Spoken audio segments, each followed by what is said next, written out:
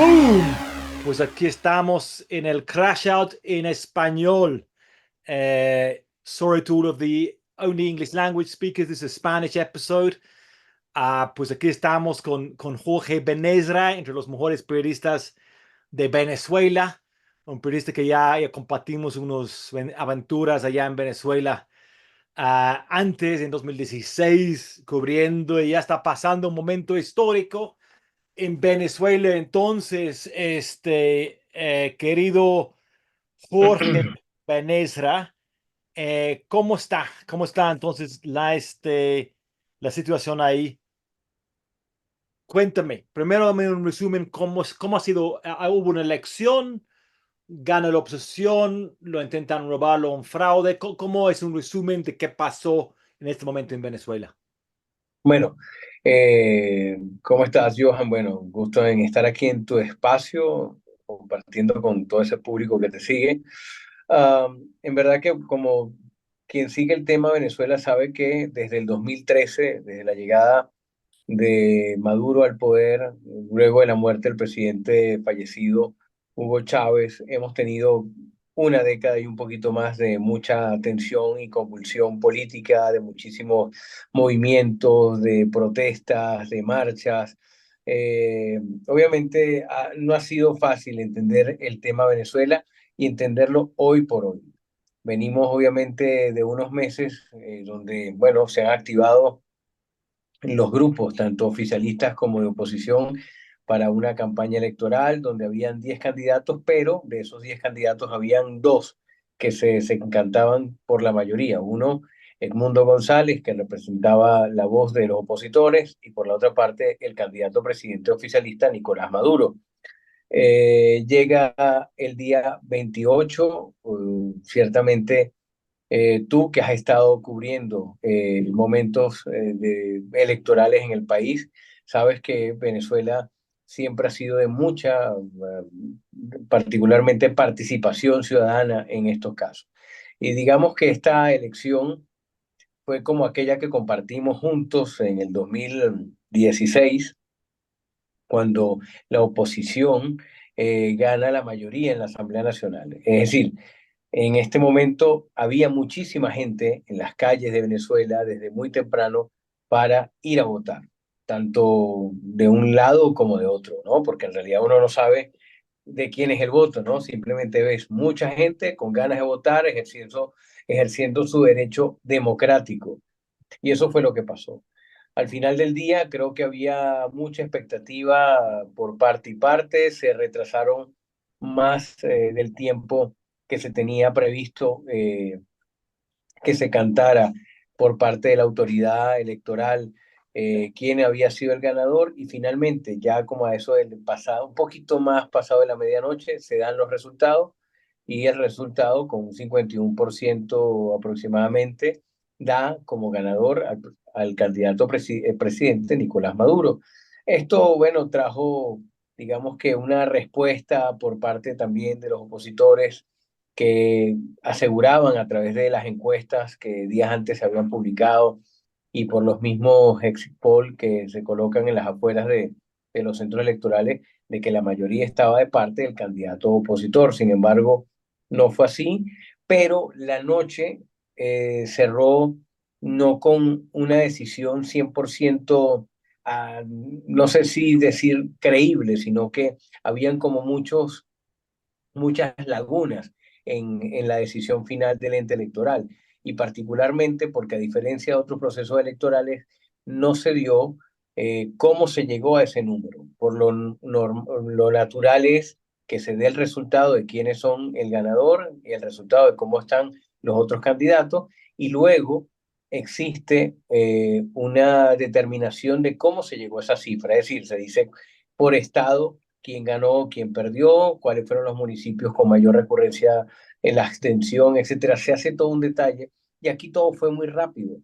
Es decir, se dieron los resultados, no se da con detalle por municipio y estado quiénes son los ganadores, y ciertamente creo que eso generó no solamente un estado de frustración para los electores, sino también un poco de rabia y pasado ya, ya cuando estábamos amaneciendo para el día 29, empezaron a surgir de distintas partes de Venezuela ciertos focos de protestas en contra de los resultados.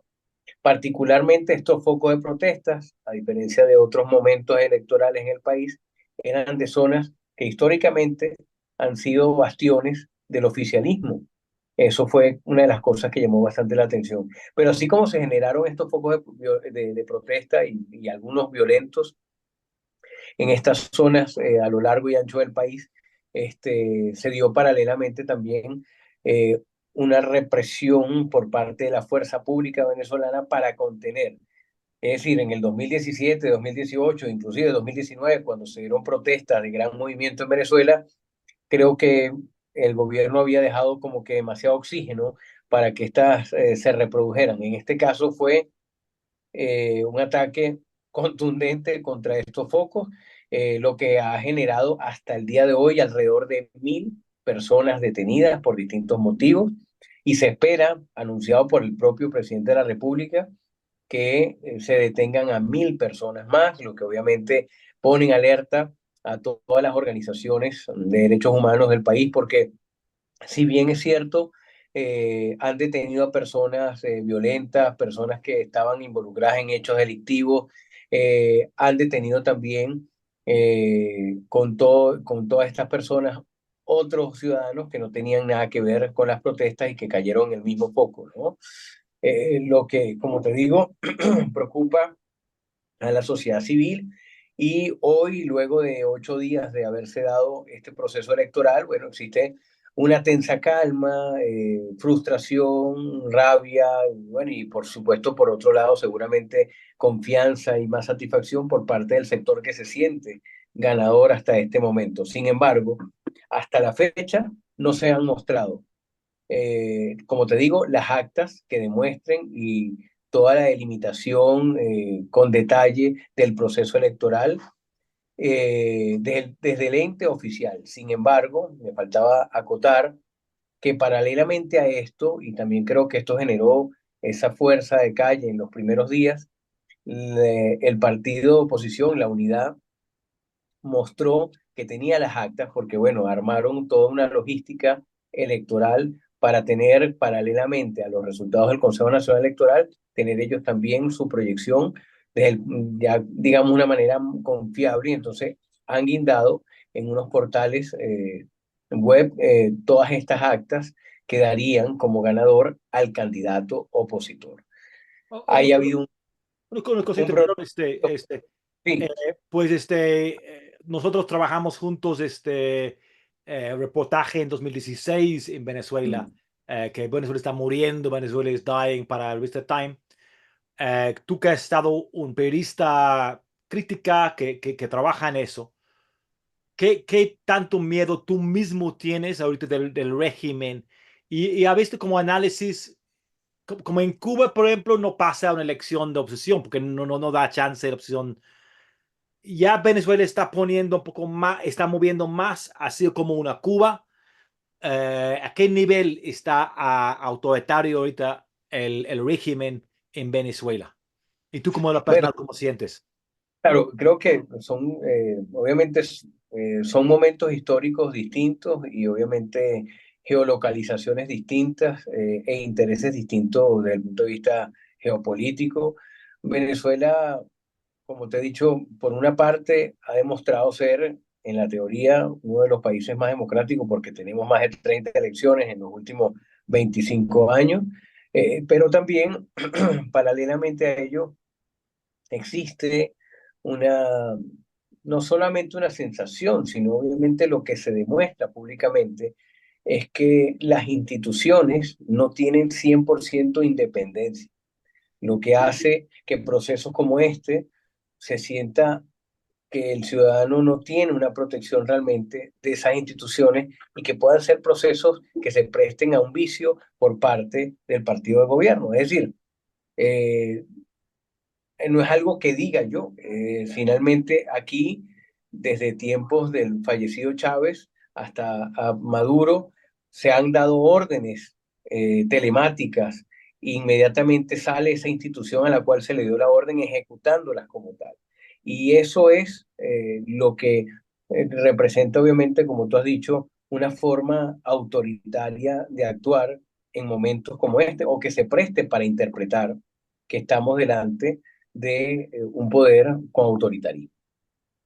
Lo, eh, el termómetro de si estamos más cerca o más lejos de lo que puede ser países como Cuba, bueno, yo creo que cada quien puede sacar sus propias conclusiones, yo creo que cada país tiene sus tiempos y su modelo de gobierno, y yo creo que no ha habido país en el mundo que tenga un esquema como el de Venezuela. Venezuela yo creo que va a ser por muchos años para las escuelas de ciencia política uno de los casos de estudio más profundo a estudiar en los próximos 100 años, porque aquí ha pasado de todo y a la vez no ha pasado nada. Es decir, Venezuela ha pasado por las protestas pacíficas, ha pasado por las huelgas de hambre, ha pasado por represiones, encarcelamiento, por exilio, por la ola masiva más grande, yo creo, de los últimos años en migración, no solamente por el continente, sino por todo el mundo. Es decir, ¿qué no ha pasado en Venezuela que no se pueda contar o comparar con algún pedacito que pasó en alguna parte del mundo en algún momento? De manera que es difícil, Johan, poder decir qué somos o cómo se gobierna en Venezuela. Porque es que decir que aquí hay un plebiscito, y tú dices, bueno, es que aquí no hubo un solo candidato, aquí hubo 10 candidatos. Y aquí hubo un candidato representado por la oposición que salió y que pudo hacer campaña y que hizo esto y lo otro, pero a la vez ocurren estas cosas, estas anomalías que el día de la elección no se dan los resultados como deberían darse, ocurren vicios en el proceso, luego desde el gobierno se anuncia que hubo un hackeo internacional, obviamente propiciado por los grupos opositores que hackearon el sistema o la cabeza matriz del Consejo Nacional Electoral, y se crea todo un caos y una narrativa que al final no deja nada, sino, como te digo, más incertidumbre sin saber qué va a pasar en las próximas semanas en este país. Incluso, Disculpe, hablando de eso, eh, es difícil ver en línea, como dices, es muy difícil entender Venezuela y menos en línea los mensajes y obviamente que es cierto. Lo ve en una forma, unos con un cierto optimismo, unos obsesión, un cierto optimismo que ya para caer Maduro, ya está, hay fracturas, como, hay fracturas, fracturando su coalición, su gobierno. ¿Cómo está el ambiente allá en la calle, en Caracas? ¿Optimismo, pesimismo? ¿Tú piensas que sí hay cambio de régimen o no ahorita? mira, yo en esta semana que pasó, bueno, hasta el día de ayer, vamos a ponerlo así, la calle estuvo bastante tranquila, un estado de tensión, muchos negocios cerraban temprano por miedo a que fuera a ocurrir de repente algún acto vandálico, algún tipo de situación en la calle, como ha pasado en otros momentos. Entonces, el país estaba como que a media marcha, pero a la expectativa de lo que iba a pasar. Ya hoy te puedo decir que si sales a la calle es como un día normal y corriente, la gente comentando un poco lo que fue toda la semana pasada, lo que fue el día de las elecciones, y creo que existe una opinión muy variada, es decir, hay lo que llaman, lo que han dicho algunos psicólogos, la desesperanza aprendida, es aquel comentario de la gente que dice, bueno, yo voté, pero sabía que esto es lo que iba a pasar, ¿no? O simplemente esto es más de lo mismo, o aquí no va a pasar nada, aquí no va a haber un cambio, pero por otra parte, hay una gran esperanza y un gran optimismo por quienes votaron en contra del partido de gobierno, en contra del candidato presidente, que dicen que sí va a haber un cambio de modelo, que a Venezuela le hace falta más oxigenación realmente para salir del estancamiento económico, del este estancamiento político que ha existido durante tanto tiempo y que lo que ha llevado es a tener un enfrentamiento constante. Es decir, hay como que hay de todo un poco, como te digo, estamos entre la alegría y la frustración, o entre la esperanza y la frustración de las cosas, en base a lo que hemos tenido que vivir durante los últimos 10 años. Ahora, hemos visto pues de imágenes, tú estás ahí para ver si es cierto eso, que los colectivos han puesto en la calle como forma de represión contra las manifestaciones, ¿no? Y ha sido, pues, ¿cuánto ha sido el régimen de Maduro un régimen apoyado o funcionando con el crimen organizado? Como a unos argumentos que pues es como un poco como un narcogobierno. Al otro lado ha sido como pues un video, no sé si es cierto, de un tren que dice que va en contra del gobierno, a un tren, un cierto grupo de crimen organizado. Entonces, ¿cómo lo ves es tu relación con el crimen organizado o los colectivos, si lo entiendes como crimen organizado o más bien como militantes, y el gobierno de Maduro? Sí, yo creo que hay que aclarar varias cosas, ¿no? Primero, lamentablemente, también por el mismo tema de desinformación que existe en el país, obviamente las redes sociales hablan mucho y dicen poco, ¿no? Entonces sale mucha información a nivel internacional que no está clara, que no está obviamente verificada. Yo creo que, bueno, los hemos trabajado a nivel de, como periodista, he estado muchas veces con colectivos y puedo decir que, bueno, que sí, hay un grupo de los colectivos que es afecto a las ideas del partido de gobierno, pero eso no quiere decir que estén con el gobierno o que el gobierno los mantenga. Y que obviamente ese grupo de colectivos, bueno, que en algún momento me ha tocado cubrir, sí, son organizados, están armados y son afectos ideológicamente. Pero eso no quiere decir que el gobierno los esté financiando o esté de acuerdo con ellos al 100%. Y hay otro grupo de colectivos que también son de un origen mucho más de trabajo social, que bueno, que los llama igualmente colectivos y no tienen nada que ver con la violencia. Entonces creo que ahí habría que ver esos dos focos en primera instancia. Lo que pasa es que durante las manifestaciones del 14, 17, 18 y 19, y bueno, incluso estas primeras manifestaciones que se dieron postelectorales, bueno, la gente califica como colectivo a todo aquel que esté armado y que no tenga un uniforme que represente la fuerza pública del Mm. Estado. Es decir, que no sea ni Guardia Nacional o que no sea ejército o que no sea policía. Entonces, claro, llama mucho la atención, como en otros años, como en años anteriores, en manifestaciones, que llegaba alguien en representación de la fuerza pública del Estado, y llegaban algunos grupos, y obviamente ideológicamente afectos, pero de civiles armados, hacían cualquier cosa y la fuerza pública no hacía nada, entonces la gente los califica como colectivos y obviamente al ver que la fuerza pública no actúa, obviamente dice que estos colectivos trabajan en combinación con las autoridades o que el gobierno las está financiando. Yo esto sí lo tengo que decir responsablemente, porque hace unos años atrás, esto fue 2018, si no me equivoco, yo mismo fui víctima, obviamente, de presenciar, de vivir, y bueno, y estar expuesto inclusive a tener una situación bien complicada en una manifestación en donde llego a cubrir hacia la zona del centro de Caracas manifestaciones que se estaban dando por parte de la oposición, por parte del oficialismo. Había un gran cordón policial que rodeaba toda la zona. Obviamente los periodistas que estábamos allí nos sentíamos con cierta confianza como para poder cubrir estas manifestaciones.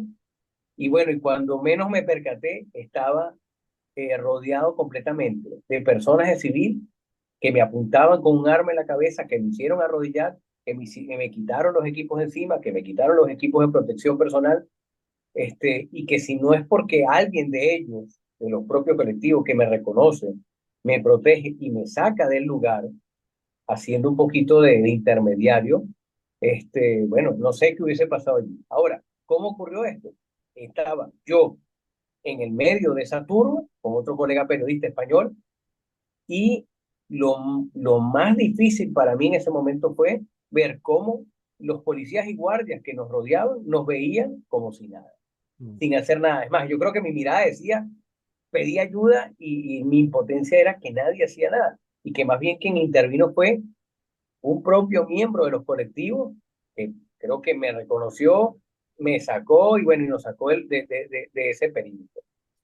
Hago este recuento porque por eso es que comenzaba diciendo en esta exposición, en esta entrevista, de que es difícil comprender el universo social, político, económico venezolano, porque no se parece a nada de lo que se cubre en México, de lo que se cubre en Ecuador o lo que se cubre en Colombia, que lo tenemos aquí mismo.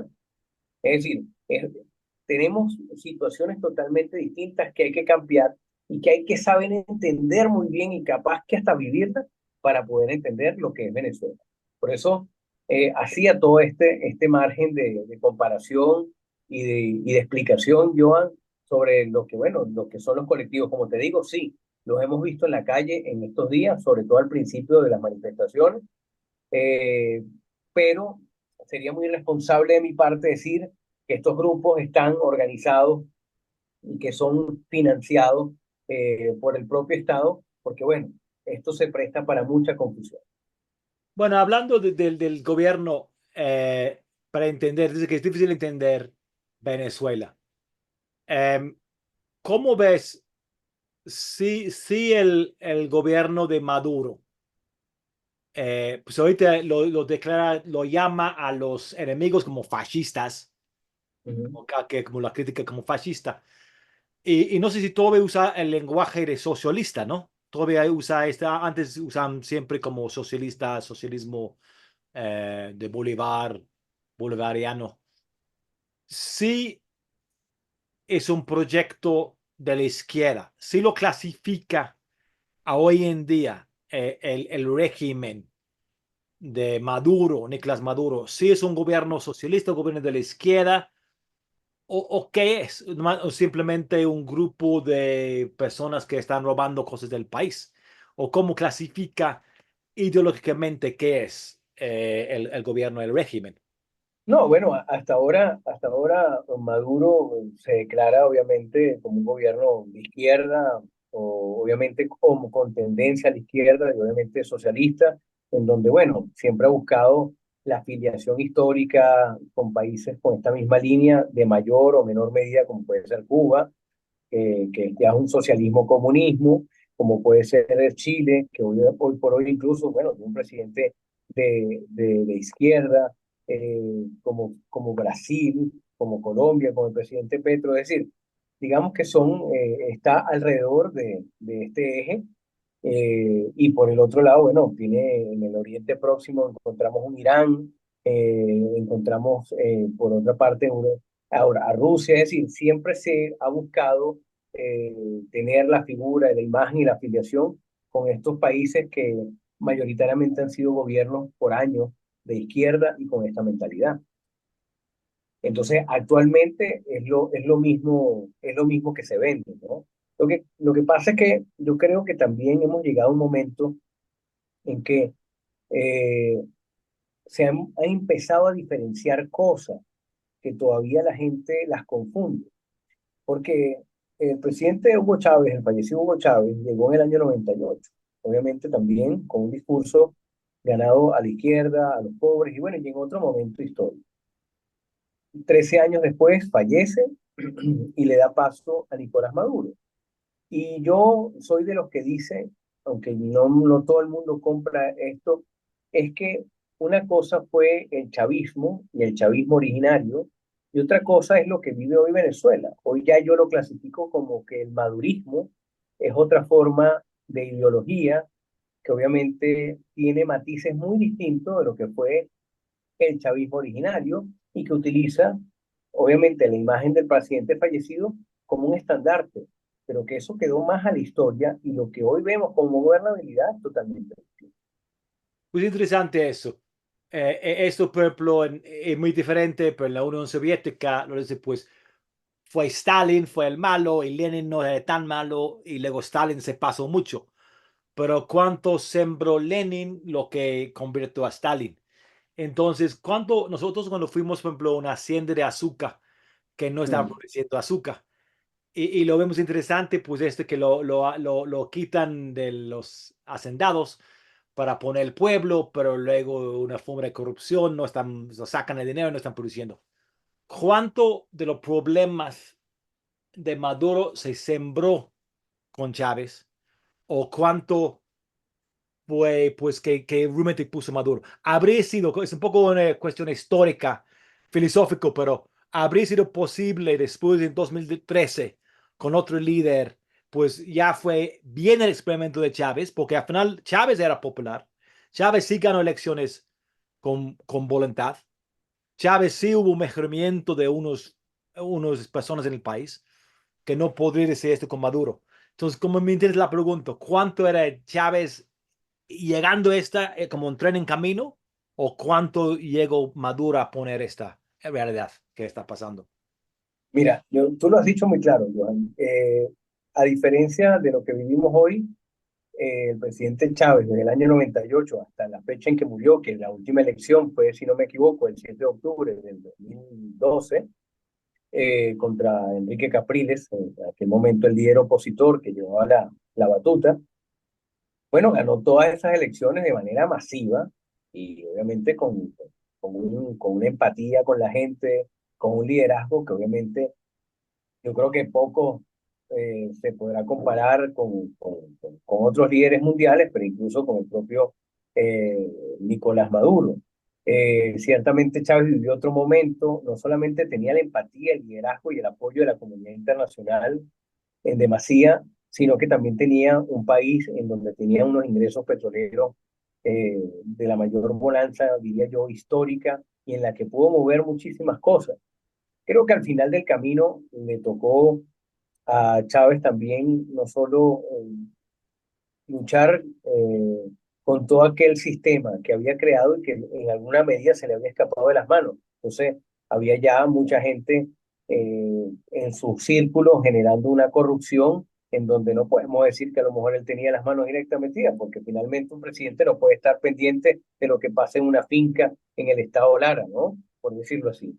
Sino que, bueno, se formó una bola de nieve, un grupo también que fue muy corrupto y que eso también fue la parte de lo que recibió Nicolás Maduro, que en su momento, bueno, fue el líder que escogió Chávez para que siguiera manteniendo el legado, pero bueno, que también se encontró con un país distinto y con unas circunstancias totalmente distintas para poder gobernar.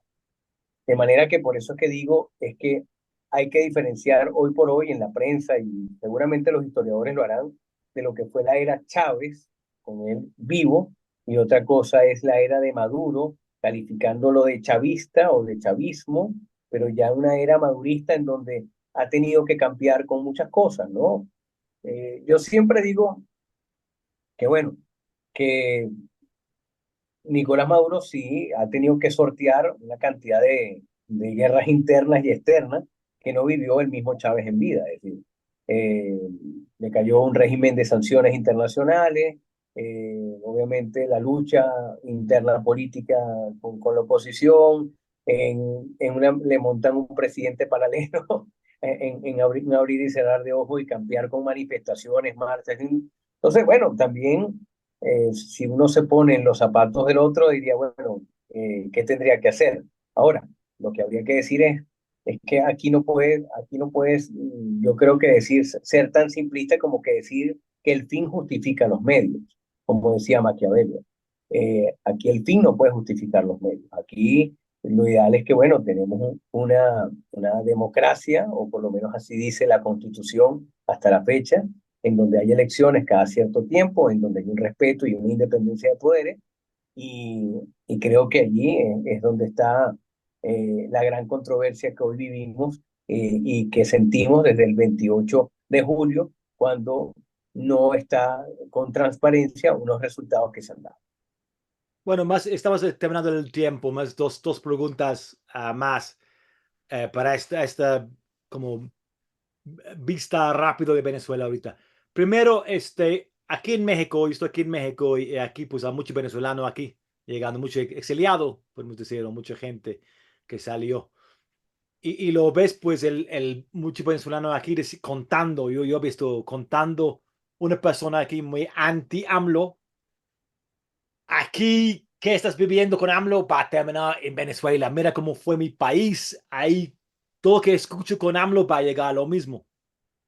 Yo intento, pues, en mis reportajes, dice, no, como un poco yo con lo están, un poco la obsesión en México, lo que pone a AMLO exagerando un poco. Ahorita en México hay cosas, no puedes decir nada que ver con Venezuela, ni Nicaragua, ni Cuba, ni nada de eso. ¿Cuánto ves esto? ¿Cuánto piensas, tú sientes con la experiencia que fue un camino que como que el populismo llega, el populismo de la izquierda en América Latina se llega como un Nicolás Maduro, o ves muy diferente en México, muy diferente Ecuador, muy diferente Bolivia, y cada país tiene su destino y todavía hay un espacio para como pues un populismo de la izquierda que no va a llegar a estos lados? Mire, yo creo que cada país tiene su realidad, ¿no? Y su historia. Obviamente comparar México con Venezuela, bueno, es del cielo a la tierra, hay una diferencia muy larga y una distancia muy larga, porque bueno, empezando porque hay idiosincrasias distintas, procesos históricos distintos. Bueno, nada más con el tener la población que tiene México, ahí se podrían meter a cuatro Venezuela fácilmente. Es decir, ya nada más allí uno ve la diferencia que podemos ser como pueblo, a pesar que compartimos la misma historia hispánica. Sin embargo, yo no creo que México pueda llegar a Venezuela porque, por ejemplo, a mí me parece interesante este proceso electoral que vivió México hace pocas semanas, en donde estaba AMLO y bueno, le dio la oportunidad a que fuese otro candidato, ¿no? A pesar de que pueda ser de su misma línea de gobierno. Y nosotros, fíjate que en el caso venezolano, yo creo como venezolano que aunque el madurismo o el chavismo, como lo quieras calificar, hubiese ganado el domingo, o si ganó el domingo, como hasta que, bueno, toda la clarificación de lo que ocurrió, cuál fue el resultado final, hubiese sido otro candidato. Creo que le hubiese dado un oxígeno distinto, inclusive a los propios afectos del gobierno, porque finalmente podemos ser del mismo partido, pero no todos los seres humanos pensamos y actuamos de la misma manera. Yo creo que seguramente el gobierno de la nueva presidenta de México, a pesar de ser filial de AMLO, va a ser distinto al gobierno de AMLO. Y yo creo que en eso recae la diferencia de que lo que se vive en Venezuela no tiene que ser exactamente lo que se vive en México, porque la gran diferencia es que estamos viendo en 25 años, desde que llegó el chavismo al poder, a solo dos personas haber gobernado este país. Al presidente Chávez primero, que gobernó 13 años y que luego deja la presidencia, bueno, porque fallece, y luego a Nicolás Maduro, que entra, si los resultados son los que son los del domingo, a un tercer periodo que le daría ya en gobernabilidad 18 años en el poder. Y creo que eso es lo que hace tan conflictivo, tan complejo la relación entre estos actores, ¿no? Con la gente, con los ciudadanos, que llega un momento que hay un desgaste natural y la gente necesita ver un cambio, si sea en imagen, como persona. Así que yo no creo que ni Colombia, ni Brasil, ni México, que son gobiernos casados con la izquierda y con, digamos, con los mismos símbolos, se parezcan o vayan a ser como Venezuela. Porque, nuevamente repito, es un tema de cómo se ha manejado durante todos estos años cada uno de estos países los cambios. Y segundo, porque yo sí creo que todavía en México, todavía en Colombia y en Brasil, existe un mayor equilibrio institucional. Y mientras exista esa pequeña variable de equilibrio institucional y de respeto a las instituciones del Estado, puede haber una mayor gobernabilidad y, por supuesto, una mejor democracia. Bueno, última pregunta, apenas un minuto porque voy a terminar el tiempo. Pues muchos de tus compañeros, tus paisanos han ido de ahí y te quedas feliz, contento que te quedaste en tu país para cubrir esta historia. ¿Ha sido duro estos años para ti? ¿O qué tal, cómo sientes en la personal siendo ahí en tu país, en Venezuela, cubriendo lo que pasa? Sí, bueno, como debo empezar diciendo que no critico a mis paisanos que decidieron por las razones que fuera irse del país o a los que decidimos por la razón que fuera quedarnos en el. Todos tenemos realidades distintas, obviamente a algunos nos afecta de manera emocional o económicamente más que a otros. Unos tienen trabajo, otros no. En fin, hay cualquier cantidad de situaciones y características. Yo sí estoy, pese a todo, feliz de estar en Venezuela, de poder vivir lo que estamos viviendo y poderlo contar, y contarlo desde la primera persona. Porque obviamente no hay nadie que me pueda decir algo distinto, no, es que esto es así, no, no, puedo contarlo en primera persona porque lo vivo no como periodista solamente, lo vivo como ciudadano porque todos los días salgo a la calle, puedo agarrar transporte público, puedo hablar con la gente del supermercado, puedo sufrir lo mismo que sufre todo el mundo cuando un día se para y le cuesta porque no ha podido hacer esto o lo otro, cuando vemos que la inflación se dispara y hoy día te cuesta el mercado más caro que otro día. Es decir, lo vives, obviamente hay momentos de fragilidad que tú dices, wow, ¿será que me debía haber ido de Venezuela en tal momento? O sea, lo piensas, pero no, me siento súper, bueno, me siento bien de estar aquí pese a las dificultades y todavía tengo la esperanza como periodista y como ciudadano, que pase lo que pase en los próximos días en la decisión que se dé de finalmente quién va a terminar gobernando el país los próximos 6 años, es que el país salga adelante, que el país pueda tener el verdadero crecimiento económico y no tengamos que ver una nueva ola migratoria de venezolanos desesperados por buscar una vida mejor. Bueno, muchísimas gracias. Te cuidas mucho. Un gran abrazo. Un gran periodista y amigo. Mi respeto siempre a tu cultura. Y pues ya seguimos en contacto. Y pues ya, Johan, ya un platicamos. abrazo